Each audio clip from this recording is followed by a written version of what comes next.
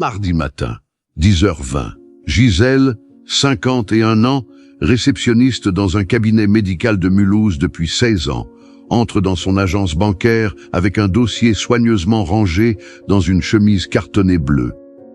Elle veut emprunter 3 000 € pour réparer sa voiture. Sa voiture qui est morte un lundi soir sur le parking du supermarché avec les courses à l'intérieur et son fils qui attendait à l'arrêt de bus à 2 km de là parce qu'elle n'avait pas pu venir le chercher. 3 000 €. Elle a son contrat de travail, ses 3 derniers bulletins de salaire, son relevé de compte. Elle a tout préparé la veille au soir sur la table de la cuisine. Elle s'assied en face de la conseillère. Et avant même que la conseillère ait ouvert le dossier, avant même qu'elle ait regardé la première feuille, elle a dit quelque chose. Quelque chose de si petit en apparence, de si banal dans sa formulation, que Gisèle a d'abord cru que c'était une erreur, une maladresse. Ce n'était pas une erreur. Et ce que cette phrase lui a appris, pas seulement sur cette banque-là, mais sur toutes les banques, sur l'argent, et sur la façon dont on nous traite en fonction de ce qu'on a, c'est ce que je vais vous donner aujourd'hui. 5 choses, des choses que personne ne dit jamais tout à fait clairement, mais que toutes les femmes qui ont un jour eu besoin d'emprunter, de négocier, ou simplement d'exister dans une agence bancaire ont ressenti sans toujours pouvoir les nommer. Restez avec moi, parce que la phrase de la conseillère, je vais vous la dire avant la fin de cette vidéo. Mais d'abord, dites-moi, est-ce que vous avez déjà eu cette sensation, en entrant dans une banque, que quelque chose dans l'air changeait selon qui vous étiez, que le sourire n'était pas tout à fait le même selon la façon dont vous étiez habillé, selon le montant affiché sur votre écran, selon le titre qui précédait ou n'en précédait pas votre nom dans le fichier? Gisèle avait senti quelque chose sans pouvoir le nommer, pendant des années. Ce mardi de mars, elle l'a enfin vu clairement. Gisèle avait 51 ans, réceptionniste depuis 16 ans dans un cabinet médical de Mulhouse, dans une rue calme du centre-ville où les platanes faisaient de l'ombre sur les trottoirs en été. Elle accueillait les patients, gérait les rendez-vous, répondait au téléphone, relançait les dossiers de remboursement, commandait les fournitures, organisait le planning de 3 médecins et 2 infirmières. Elle gagnait 1 380 € net par mois. Elle avait un fils, Théo, 23 ans, qui faisait une formation en alternance à Colmar et qui revenait le week-end. Elle avait un appartement de 3 pièces au rez-de-chaussée d'un immeuble propre, une rue derrière le marché couvert. Elle avait une vieille voiture grise qui avait tenu 17 ans avant de lâcher sur ce parking un lundi soir.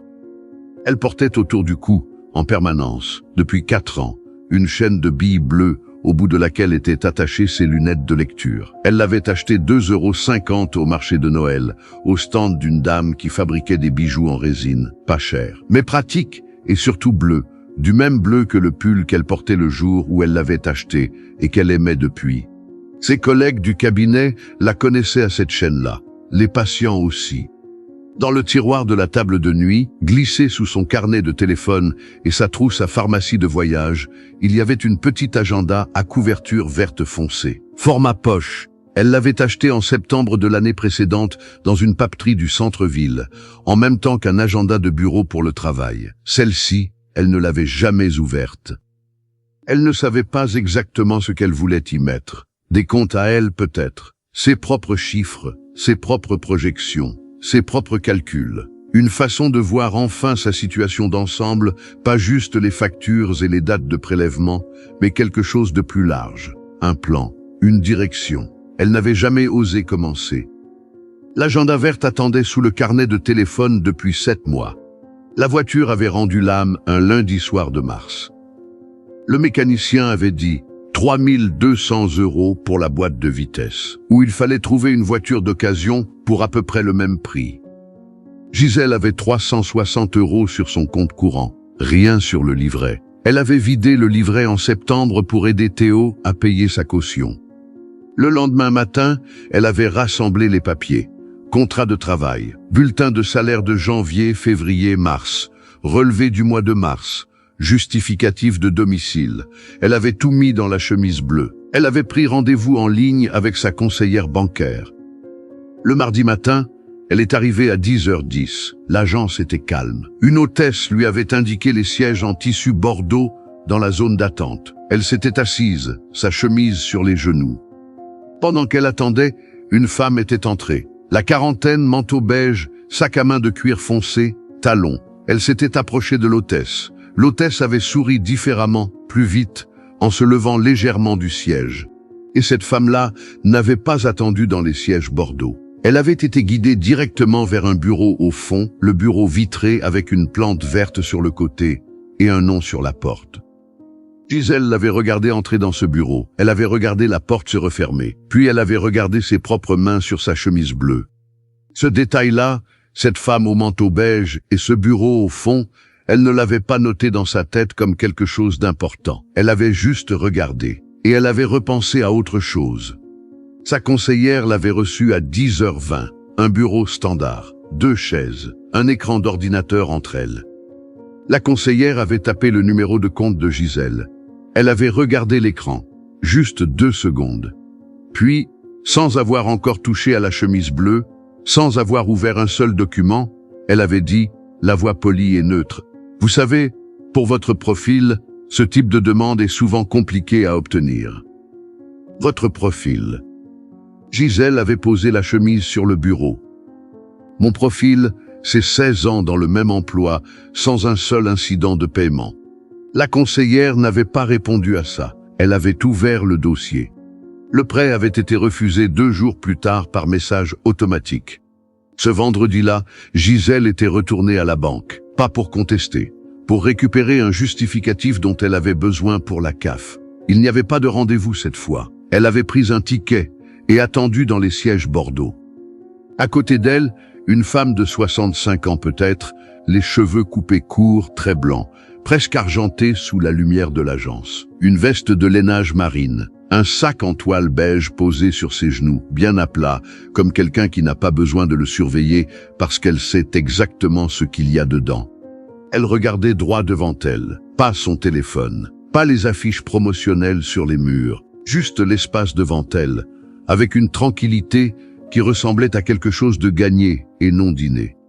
Elles ont attendu en silence plusieurs minutes. Puis la femme a dit, sans se tourner vraiment, juste un léger mouvement de la tête vers Gisèle. « Vous avez l'air de quelqu'un qui vient de se prendre une porte. » Gisèle a souri malgré elle. C'est assez ça, oui. La femme a hoché la tête, lentement. Ils font ça depuis toujours. L'écran s'allume, ils voient le solde, et après ils savent déjà comment vous parler. Un silence, ni amer ni indigné, juste factuel. Et vous avez été surprise. Gisèle a regardé ses mains. J'aurais pas dû l'être, peut-être. La femme s'est retournée un peu plus franchement vers elle. Vous connaissez le sel. Gisèle n'a pas su quoi répondre à ça.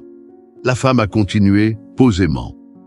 Le sel ne demande pas à qui appartient le plat. Il donne le goût, c'est tout. Silence. Gisèle a regardé cette femme, les mains posées sur le sac en toile, les yeux tranquilles. Ça veut dire quoi pour vous? La femme a souri. Pas le genre de sourire qui dit « je vais vous expliquer ». Le genre qui dit « vous le savez déjà, réfléchissez ». Ça veut dire que votre valeur ne dépend pas de ce qu'il y a sur leur écran. Leur écran, c'est leur problème. Votre valeur, c'est le vôtre. Elle n'a rien ajouté. Elle avait dit ce qu'elle avait à dire. Elle a regardé de nouveau droit devant elle. Un numéro a été appelé, le sien. Elle s'est levée avec une lenteur digne, a replacé son sac sur son avant-bras et s'est avancée vers le comptoir sans se presser. Gisèle l'a regardé s'éloigner, puis elle a regardé ses propres mains, la chaîne de billes bleues posée sur sa clavicule. Elle avait 16 ans dans le même emploi. Elle avait payé chaque prélèvement, chaque facture, chaque loyer, chaque mois, sans exception. Elle avait tenu une maison, élevé un fils, géré un cabinet médical depuis l'ouverture jusqu'à la fermeture. Et 2 secondes de regard sur un écran avaient suffi pour que la conversation soit orientée d'une certaine façon plutôt que d'une autre. En rentrant de la banque ce vendredi-là, Gisèle a ouvert l'agenda verte. Pour la première fois depuis 7 mois, elle a soulevé la couverture. La première page était vierge. Elle a pris un stylo. Elle a écrit en haut « Ce que j'ai compris ». Et pendant 1 heure, à la table de sa cuisine, elle a écrit. Pas des chiffres, des observations. Les 5 choses que personne ne lui avait jamais dites clairement, mais qu'elle avait maintenant comprises de l'intérieur, sans que personne ait eu besoin de lui faire de cours. La première chose, la banque vous voit avant de vous entendre. La conseillère avait regardé l'écran 2 secondes, avait vu le solde de compte et le montant du salaire, et avait su quel discours tenir avant même d'avoir demandé quoi que ce soit. Ce n'est pas personnel, c'est structurel, et le comprendre change tout, parce que ça signifie que vous pouvez préparer votre visite différemment. Pas pour mentir, pour être vu autrement que par le seul prisme d'un chiffre. Entrez avec son dossier déjà constitué avant qu'on vous le demande. Parlez en premier, posez des questions avant qu'on vous en pose. Ne pas laisser l'écran parler à votre place. La deuxième chose, et c'est celle qui avait été la phrase de la conseillère, pour votre profil. Ce mot « profil » est le mot que les banques utilisent pour vous dire qu'elles vous ont rangé dans une case avant de vous avoir écouté. Chaque banque a des profils de clients. Ces profils déterminent qui vous reçoit, combien de temps, avec quel niveau d'attention. Les clients avec des avoirs importants ont des conseillers dédiés et disponibles qui rappellent le jour même. Les autres ont des rendez-vous standards avec des conseillers qui gèrent 150 dossiers à la fois. Ce n'est pas de la méchanceté, c'est un modèle économique. Et le comprendre, c'est comprendre que vous n'avez pas à accepter passivement d'être dans la case où on vous a mise. Vous pouvez demander à changer d'agence. Vous pouvez comparer les offres entre établissements. Vous pouvez négocier. Vous avez le droit. La troisième chose, et voilà la plus grande injustice silencieuse de tout le système. Les personnes qui ont le moins d'argent paient le crédit le plus cher. Ce n'est pas une opinion, c'est une règle. Plus votre dossier est considéré comme risqué, plus le taux d'intérêt qu'on vous propose est élevé. Plus le taux est élevé, plus le crédit coûte cher. Plus le crédit coûte cher, moins vous avez d'argent au final. C'est un cercle que personne n'explique clairement aux gens qui en ont besoin. Les femmes qui gagnent peu empruntent plus cher que les femmes qui gagnent bien. Et les femmes qui gagnent bien ont souvent moins besoin d'emprunter. Savoir ça, c'est déjà reprendre un peu de pouvoir. Parce qu'on peut aller dans une autre banque. On peut passer par une caisse mutualiste. On peut demander les conditions à 2 ou 3 établissements avant de signer. On ne doit jamais accepter le premier taux qu'on vous donne. La quatrième chose, ce que vous portez change la façon dont on vous parle. Gisèle avait remarqué la femme au manteau beige. Elle avait été guidée vers le bureau au fond directement. Gisèle ne l'accusait pas de quoi que ce soit. Elle n'accusait pas la femme au manteau, mais elle avait vu. Et cette observation lui avait enseigné quelque chose de pragmatique, non pas pour singer quelqu'un d'autre, mais pour comprendre que dans ces espaces-là, le premier message que vous envoyez est visuel. Ce n'est pas juste, c'est réel. Et en choisissant consciemment comment vous vous présentez dans un contexte financier, vous choisissez aussi de contrôler une partie de ce message. Et la cinquième chose, la plus importante, voilà ce que la phrase de la conseillère lui avait vraiment appris, sans que la conseillère s'en rende compte elle-même. Pour votre profil, ce type de demande est souvent compliqué à obtenir. Cette phrase-là supposait que Gisèle allait accepter, que Gisèle allait hocher la tête, mettre la chemise dans son sac, et partir sans répondre. Et c'est ce que font la plupart des femmes dans cette situation, parce qu'on leur a appris, depuis toujours, que l'argent est un territoire des autres, un territoire technique et compliqué où les femmes qui n'ont pas de formation économique n'ont pas vraiment leur mot à dire. La cinquième chose, c'est que vous avez toujours votre mot à dire. Vous pouvez demander les raisons précises du refus. Vous pouvez demander à quelles conditions une nouvelle demande serait acceptée. Vous pouvez demander une lettre de refus écrite. Vous pouvez aller voir une autre banque la semaine suivante avec ces informations-là. Le sel ne demande pas à qui appartient le plat. En avril, Gisèle avait ouvert un compte dans une autre banque. Un établissement mutualiste dont lui avait parlé sa collègue Véronique, qui l'utilisait depuis 10 ans. Elle avait demandé le même prêt, 3 000 €. Elle avait présenté le dossier de la même façon, mais cette fois en parlant en premier, avant que la conseillère regarde l'écran, en posant des questions sur les conditions, sur le taux, sur les possibilités, en nommant ses 16 ans de stabilité avant qu'on lui demande. En mai, elle avait son prêt. Et là, le choc petit mais réel, la femme au manteau beige, celle qui avait été guidée directement vers le bureau vitré, celle pour qui l'hôtesse s'était levée de son siège, n'avait pas été reçue parce qu'elle était riche. Elle avait été reçue parce qu'elle avait un compte professionnel qui déclenchait automatiquement un protocole d'accueil commercial. Un protocole, pas une considération. un protocole. Et le résultat avait été le même, un refus, avec sourire. Gisèle a regardé cette femme. Elle a pensé à la femme aux cheveux blancs dans les sièges bordeaux. Elle a pensé au sel. Elle a dit « Vous avez essayé d'autres établissements ?» La femme a secoué la tête. « Allez voir une caisse mutualiste. Préparez vos questions avant qu'ils voient vos chiffres. Parlez en premier. Ne les laissez pas vous ranger dans une case avant d'avoir dit un mot. » La femme l'a regardé, pas sûre de comprendre tout à fait. Gisèle a ouvert son sac. Elle a sorti l'agenda verte. Elle l'a ouverte à une page où elle avait noté les 5 choses. Elle a arraché doucement la feuille, proprement, sur le bord de la spirale. Elle l'a tendue à la femme. « Je les ai notées pour moi, mais elles ne m'appartiennent pas plus qu'à vous. » La femme a pris la feuille. Elle l'a lue, debout dans la file, pendant que la poste avançait d'une personne. Puis elle a levé les yeux. Gisèle a dit simplement, avec la voix de quelqu'un qui le dit pour la première fois à voix haute à quelqu'un d'autre, « Le sel ne demande pas à qui appartient le plat. Il donne le goût, c'est tout. » La femme a regardé la feuille dans sa main.